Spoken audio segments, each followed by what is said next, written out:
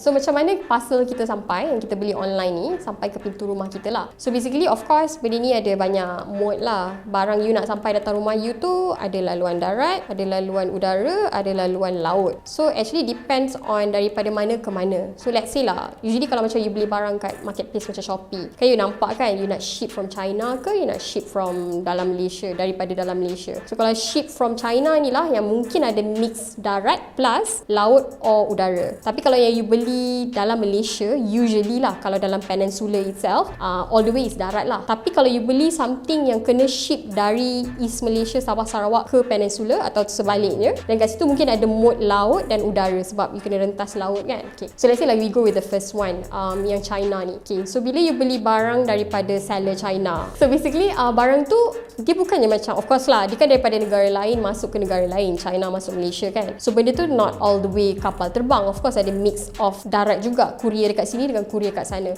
So kalau we talk about benda yang international door to door delivery ni, usually kita bahagikan ada tiga bahagian lah. First, kita panggil first mile, second middle mile, third last mile. Okay. First mile ni yang daripada point seller you dekat China tu, pack apa semua, hantar kat courier dia dekat sana, and courier hantar ke airport. So airport China ke airport KL, itu kita panggil middle mile. Okay. Bila dah sampai airport KL, nak sampai ke pintu rumah you tu, of course ada proses dia dengan courier apa semua, itu kita panggil last mile. Okay. So first mile, middle mile, last mile. Basically kalau macam you beli barang kat China, daripada China kan, you tengok tracking status you tu kan panjang kan. Actually like it's way longer than that. Dia lagi panjang. Proses daripada China nak sampai ke pintu rumah you tu dah lalu banyak benda, dah pegang oleh banyak orang, and dah macam banyak transit dia pergi. Tapi of course bila tracking kita tunjuk kat sistem tu, kita takkan tunjuk everything lah. Dia akan tunjuk in transit from China, dah keluar daripada China, dah sampai Malaysia, and then dah sampai hub kat Malaysia, and then out for delivery kan. Ada juga portion yang mungkin you beli barang daripada China, airport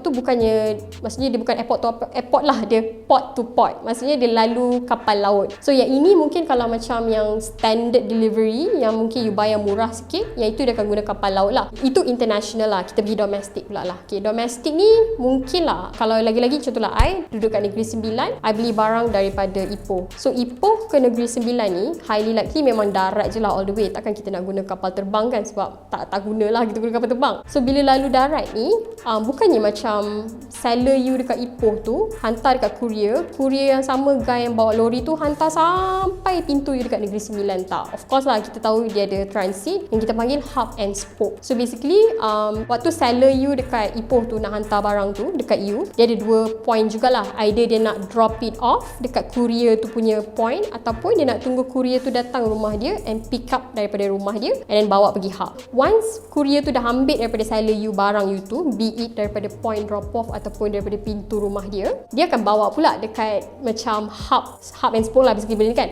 Hub dekat Perak lah basically, dia akan bawa. Ataupun kalau macam memang courier tu dia punya main processing hub dia dekat Selangor, dia akan ambil semua parcel dekat Ipoh, dekat Perak ni, dia bawa sampai Selangor. So dekat Selangor main processing hub tu baru dia channel out balik dekat hub and spoke lah, benda-benda hub smaller hub lain pula. Dekat Selangor ni dia akan contoh, dia tengok barang tu, parcel tu alamat tu Negeri Sembilan, so dia akan letak dekat laluan Negeri Sembilan. Kalau sampai Selangor yang dia punya hub tu dia tengok alamat tu Sarawak, dia akan letak dekat laluan Sarawak. Then barulah driver yang designated untuk ambil dan hantar barang ke Negeri Sembilan akan ambil semua parcel yang dekat laluan Negeri Sembilan ni, bawa sampai Negeri Sembilan. Tapi sampai Negeri Sembilan pun bukannya macam dia terus drive sampai rumah you, tak. Dia ada dia punya transit yang dia punya point dekat Negeri Sembilan pula. So sampai Negeri Sembilan dia punya point tu, barulah dia keluar, kita panggil last mile delivery guy tu lah, yang bawa motor ke, bawa lori ke, bawa van ke, akan hantar pergi pintu rumah you. So time tu lah you akan nampak dekat tracking status you tu dia cakap out for delivery. For me time tu lah I happy sebab I dah nampak banyak-banyak. Last kali out for delivery tu I dah tahu dah, dia dah sampai transit yang akhir,